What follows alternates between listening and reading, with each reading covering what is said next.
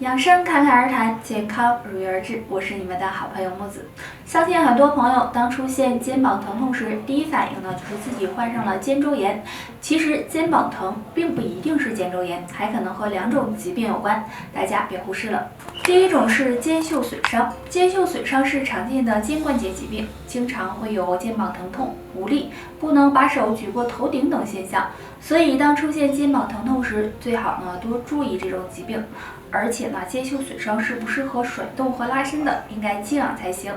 第二种是颈椎病，现在的人由于经常伏案工作或者是低头玩手机，会出现颈椎病，而颈椎病也会引起肩膀疼痛，同时还会伴有肢体发麻、无力的情况，大家也要多注意。所以，当遇到肩膀疼痛的情况时，一定要注意上面2种疾病，最好及时到医院检查，这样明确病因，也可以有相应的调理。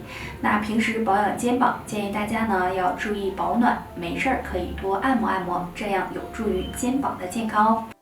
哎，申哥，哎，你说我这个脚哈，脚关节那起个包可疼了。哎呀，那是不是痛风啊？妈，那痛风就是体内尿酸高了呀。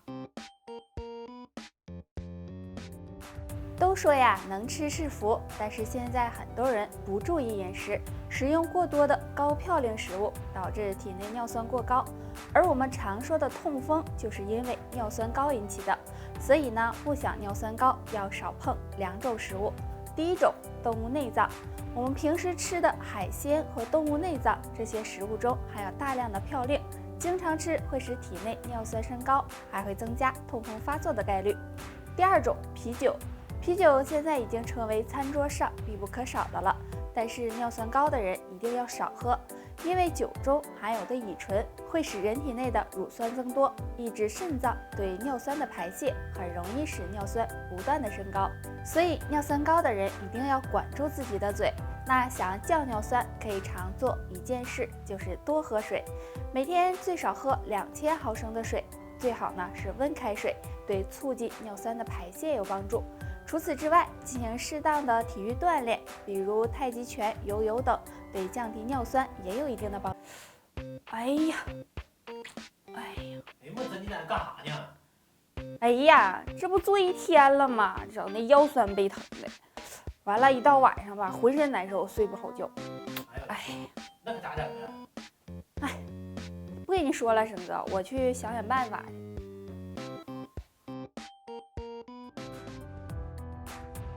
最近呀，很多小伙伴都跟我说，上班一直坐着，弄得腰酸背痛的，而且呢，下班回到家浑身难受，睡不好觉。如果长期这样，身体得不到放松，很容易呢出现腰肌劳损、脊柱变形的情况。所以，对于没有时间运动的朋友，可以呢在睡前做2个拉伸动作。动作1，自然站立，2脚微微打开一点，然后右脚向左迈一步，2腿交叉，同时腰部往下压，双手放在一起往下伸展。做完再换左脚往右迈一步，这样反复的做5分钟左右。动作2，自然站立，双脚分开，大约1米宽，然后身体往右侧弯曲，右手碰右脚脚踝，左手往上伸展，眼睛看向左手的手指尖，保持5秒，再换相反的方向。睡前做3分钟左右即可。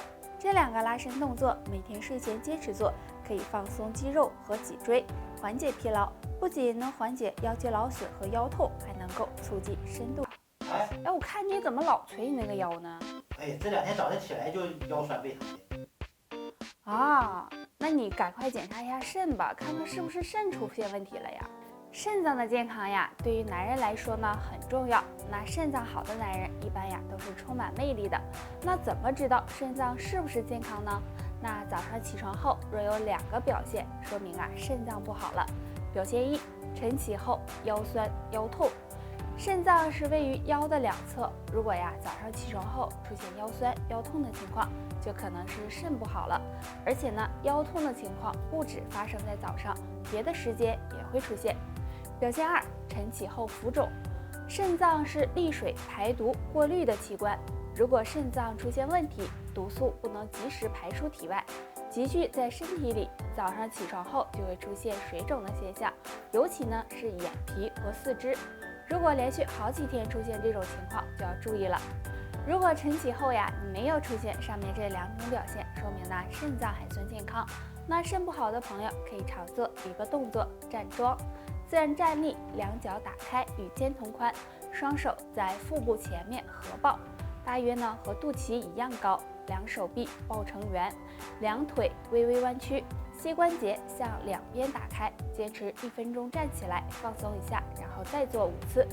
每天坚持这个动作有充沛肾源、强筋健骨的功效，对养肾护肾有。今天下班别忘了提醒我去买点香菜啊！买那玩意儿干啥呀？回家做菜吃呀。那玩意儿那么大味儿咋吃呀？多好吃呀！而且吃香菜对身体还有好处呢。香菜是我们日常生活中经常会吃到的，因为香菜有一种特殊的香味儿，有的人喜欢吃，那有的人就讨厌吃。香菜含有的营养呢非常的丰富，经常吃香菜有2个好处会悄悄的找上你。好处1，保护眼睛。现在的人呢，不是对着电脑，就是整天的盯着手机看，导致眼睛疲惫不堪，出现很多问题。这时不妨适量的吃一点香菜，香菜中含有非常丰富的维生素 C 和维生素 A， 可以调节视网膜感光物质合成，能缓解眼睛疲劳，预防近视，起到保护眼睛的作用。好处2，提高免疫力。香菜中含有大量的胡萝卜素和维生素，有很好的杀菌消炎作用，可以防止细菌和病毒的感染，对提高机体的免疫力很有帮助。经常吃一点，有利于身体健康。那吃香菜虽然有好处，但是呢也要注意不能够多吃。还有身体比较虚弱、有风寒感冒的人，最好不要。哎呀，好痒啊！你在这挠啥呢，木子？哎，沈哥，你说我这手这长可多小水泡了，而且还可痒了。哎呦，那你别挠啊，越挠越多呀。